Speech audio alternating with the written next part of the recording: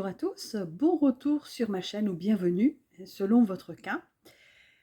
Donc aujourd'hui, je voudrais vous parler de l'UE 2.8, les processus obstructifs. Les processus obstructifs regroupent l'ensemble des troubles et pathologies qui s'accompagnent d'une obstruction d'un conduit du corps humain. Alors autrement dit, on retrouve donc plein de pathologies dans différentes disciplines. Donc c'est une UE donc, qui est très dense, où il y a beaucoup de connaissances à acquérir. Alors pour mémoire, cette fameuse approche par processus, elle doit permettre aux étudiants de mettre en œuvre des actions à visée diagnostique et thérapeutique auprès de personnes qui présentent, donc là en l'occurrence, une pathologie obstructive, et de se concentrer sur les pathologies les plus fréquemment rencontrées en considérant les manifestations aiguës et chroniques à différents âges de la vie. C'est aussi d'appréhender les pathologies étudiées par leur mécanisme de causalité selon une approche transversale qui va permettre donc une vision globale. Ça veut dire qu'à l'issue de cette UE 2.8, tout étudiant doit être capable d'expliquer les mécanismes physiopathologiques de l'obstruction, de décrire les signes, les risques, les complications et les thérapeutiques des pathologies étudiées. Ça veut dire aussi qu'il doit être capable de construire et de mettre en œuvre le processus de soins infirmiers auprès d'une personne qui va présenter différentes pathologies. Et ces différentes pathologies, je vais vous en donner la liste. Ce sont celles qui sont vraiment essentielles à connaître. Alors il y a par exemple la phlébite et l'embolie pulmonaire, l'artérite oblitérante des membres inférieurs, l'insuffisance coronarienne, l'infarctus du myocarde, l'œdème aigu du poumon, l'accident vasculaire cérébral ischémique, l'asthme, la lithiase biliaire, la lithiase urinaire et l'occlusion intestinale, pour ne citer que cela. Ce sont vraiment ces pathologies qui sont à connaître vraiment sur le bout des doigts parce que elles sont rencontrées très fréquemment en milieu hospitalier et hors milieu hospitalier. Alors, bien sûr, il en existe d'autres, mais c'est le minimum à connaître. Donc, ça veut dire que dans cette UE 2.8 vont être étudiées les pathologies qui découlent d'un même mécanisme physiopathologique, celui de l'obstruction. Et l'obstruction, elle peut se manifester sur différents conduits du corps humain, que ce soit une artère, une veine, un uretère, une bronche, enfin des bronches plutôt, l'intestin, les voies biliaires, les voies urinaires, etc. Et en rapport avec différents appareils du corps humain. Donc ça veut dire qu'à l'IFSI, il y a des interventions dispensées par des médecins relatifs à ces différents processus qui sont généralement classés en fonction du site concerné par l'obstruction. Donc, ça veut dire que les étudiants doivent se préparer aux différents cours qui vont être assurés par les universitaires. Il doit y avoir une démarche anticipative. Et ça veut dire aussi qu'en tant qu'étudiant, il faut élaborer les fiches de synthèse par processus obstructif. Ce sont vraiment des outils d'apprentissage essentiels. Réaliser une fiche de synthèse, ça permet d'identifier les connaissances incontournables à comprendre et à mémoriser. Qu'est-ce qu'on doit retrouver dans une fiche de synthèse, que ce soit sur un processus obstructif ou tout autre processus? Il va déjà y avoir en premier la définition et les caractéristiques de la maladie. Ensuite, il y a l'épidémiologie. Après, les causes et les facteurs de risque, puis les mécanismes physiopathologiques, ensuite les signes cliniques, et puis les examens. Alors ces examens, il faudra aussi les définir, préciser les buts, la préparation, les critères de surveillance, les complications pendant et après, et bien sûr les résultats en fonction des différentes normes. Et puis bien sûr il y a le traitement. Alors, dans le traitement, il faut inclure les buts, les effets secondaires et les critères de surveillance. Et puis il ne faut pas oublier les conséquences biopsychosociales immédiates et à long terme de la pathologie. Et enfin, l'évolution et les complications immédiates et à long terme. Donc, généralement, dans tous les IFSI, on met à la disposition des étudiants les objectifs qui sont élaborés en regard de chacune des interventions universitaires. Alors, ces objectifs peuvent être mis en ligne en fin de séquence pourrait être utilisé, par exemple, comme un guide de révision des incontournables, mais sans corriger. Ça, c'est une stratégie pédagogique qui a pour but de développer l'autonomie des étudiants. Parce qu'en tant qu'étudiant, il ne faut pas s'attendre à avoir du prêt à consommer, hein. C'est souvent ce que les étudiants attendent, mais ce n'est pas ce qu'on va leur donner. Il doit y avoir, de la part des étudiants, une démarche de recherche et de tri de l'information. Parce que cette recherche et ce tri, eh bien, sont formateurs. Le but des objectifs que l'on donne aux étudiants, ce n'est pas de limiter l'investissement. Généralement, la stratégie pédagogique, c'est de responsabiliser les étudiants dans l'organisation des apprentissages, en les amenant dans une perspective professionnelle à identifier eux-mêmes les connaissances clés qui sont à mobiliser lors du raisonnement clinique, afin de développer cette capacité. Et puis, ce qui est important, c'est aussi de favoriser l'assimilation et la mémorisation des connaissances. Et c'est beaucoup plus facile si on effectue soi-même la démarche en resituant les connaissances dans un cadre donné pour que celle-ci ait du sens. Donc, souvent, pour les étudiants, apprentissage signifie QCM. Or, l'apprentissage est indissociable de la notion de formation professionnelle. Et en deuxième année, puisque l'UE de 8 est une UE de deuxième année, il est vraiment important de développer un comportement professionnel et les outils mis à disposition doivent y contribuer. Donc, généralement, dans les IFSI, quelles sont les interventions assurées par les médecins pour cette UE de 8 ? Alors, ces processus obstructifs sont abordés en fonction du site d'obstruction. Il va y avoir donc des processus obstructifs cardiaques, et on va retrouver là-dedans l'insuffisance coronarienne avec le syndrome de Menas, l'infarctus du myocarde, l'œdème aigu du poumon, la thrombose veineuse et l'embolie pulmonaire. Et puis il y a aussi les processus obstructifs neurologiques. On va retrouver donc l'accident vasculaire cérébral, ischémique en l'occurrence. Il y a aussi les processus obstructifs respiratoires avec la bronchopneumopathie chronique obstructive, la BPCO, l'apnée du sommeil, l'asthme.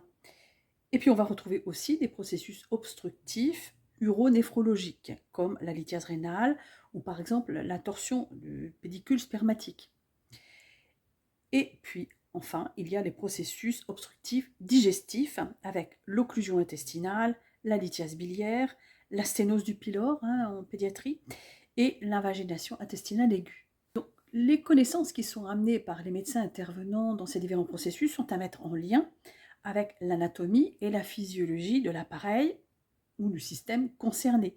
C'est ce qui va favoriser la compréhension du mécanisme physiopathologique, de ses impacts, des complications et des interférences. Alors, pour ce faire, en tant qu'étudiant, il faut mobiliser et renforcer et approfondir les connaissances de l'UE 2.2, cycle de la vie et grandes fonctions, du semestre 1. Il faut toujours aller s'y référer. Mais il va falloir aussi développer, mobiliser de nouvelles connaissances relatives aux thérapeutiques et aux examens spécifiques. Donc pour ce faire, eh bien, le mieux c'est de réaliser des fiches techniques qui permettent de cibler les données incontournables à mobiliser en situation clinique. Et enfin, ce qu'il faut faire aussi, c'est reconstituer les 8 processus de soins infirmiers en lien avec les 8 pathologies obligatoirement étudiées. Et pour ce faire, en tant qu'étudiant, eh bien, il faut s'inscrire dans une dynamique d'apprentissage interactive lors des travaux dirigés.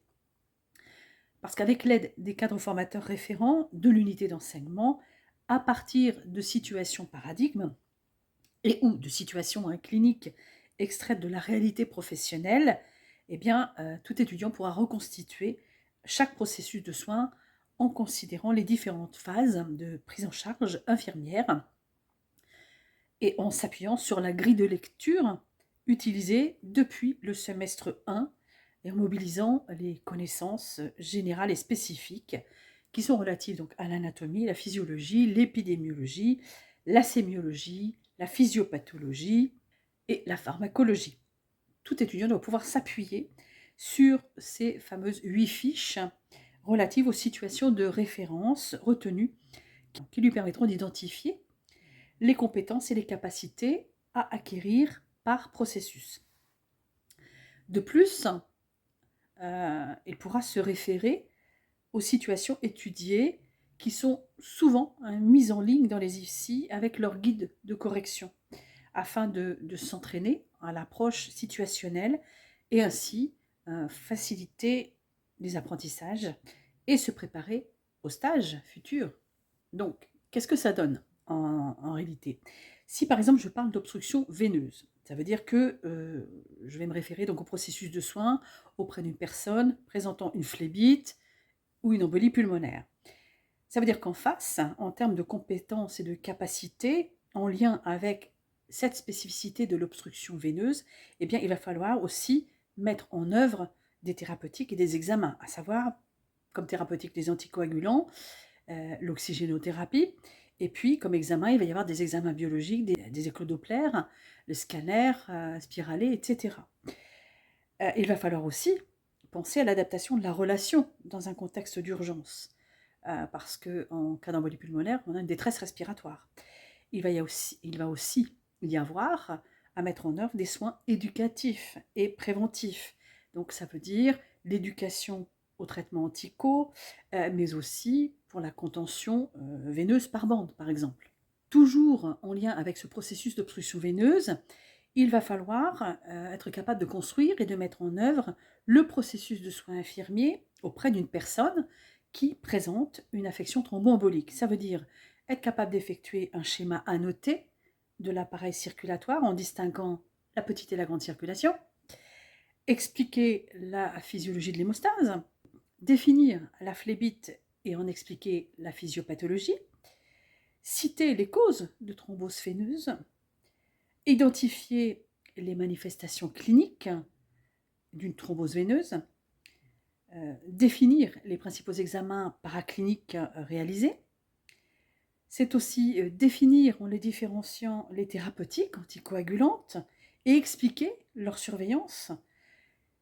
Et puis reconstituer le processus de soins auprès de la personne soignée exposée ou présentant une maladie thromboembolique, c'est-à-dire comment prévenir sa constitution, comment dépister précocement une phlébite afin de prévenir l'embolie pulmonaire, comment réduire les séquelles post-phlébitiques et évaluer l'efficacité du traitement tout en dépistant d'éventuels effets secondaires. Si je prends un autre exemple, celui de l'obstruction artérielle, eh bien, les processus de soins qui vont être étudiés, ça va être processus de soins auprès d'une personne qui présente une artérite oblitérante des membres inférieurs. Et en termes de compétences et de capacités, en lien avec la spécificité de cette obstruction artérielle, eh bien, dans la mise en œuvre des thérapeutiques et des examens, on va retrouver les anticoagulants, bien sûr, mais aussi les antalgiques, les vasodilatateurs. Et puis, il va être question de radiologie interventionnelle, avec la PTL, les endoprothèses, ensuite le Doppler artériel, mais aussi la chirurgie avec l'amputation. On va retrouver les pansements, on va retrouver les perfusions de vasodilatateurs et autres. Et puis, là encore, il va y avoir l'adaptation de la relation dans un contexte d'urgence quand il y a une ischémie aiguë d'un membre ou une amputation, par exemple. Et là encore, on va retrouver des soins éducatifs et préventifs en ce qui concerne donc l'épidémiologie et les préventions des affections cardiovasculaires qui sont des facteurs de risque à cette obstruction artérielle. Et en ce qui concerne la construction et la mise en œuvre du processus de soins infirmiers auprès d'une personne qui présente une artériopathie oblitérante des membres inférieurs, ça va être de mettre en évidence la fréquence et la gravité de la pathologie artéritique en se référant à des données épidémiologiques. Ça va être distinguer les étiologies et les facteurs de risque afin de mettre en place des mesures éducatives spécifiques. Ça va être de repérer l'aorte et ses branches irriguant les membres inférieurs et supérieurs, bien évidemment. Ça va être aussi de décrire la structure d'une artère et de citer ses caractéristiques fondamentales qui permettent de comprendre les mécanismes physiopathologiques de l'artériopathie oblitérante des membres inférieurs. Ça va être de citer les signes cliniques qui existent aux différents stades de la maladie, de justifier les examens complémentaires et participer à leur réalisation et à la surveillance, et puis de reconstituer le processus de soins auprès de la personne soignée, c'est-à-dire limiter l'extension de la maladie athéromateuse améliorer la circulation collatérale des membres inférieurs, traiter les troubles trophiques et juguler l'infection, et puis améliorer l'état général du patient. Alors, je vais m'arrêter ici pour aujourd'hui. J'ai surtout parlé d'obstruction donc veineuse et artérielle. Il y en a d'autres, mais qui ne concernent pas la cardiologie. J'ai beaucoup parlé de cardiologie. Je ferai une prochaine vidéo sur les autres processus obstructifs pour que vous voyez un peu tout ce qu'on peut mettre en lien. Je vous dis à très bientôt.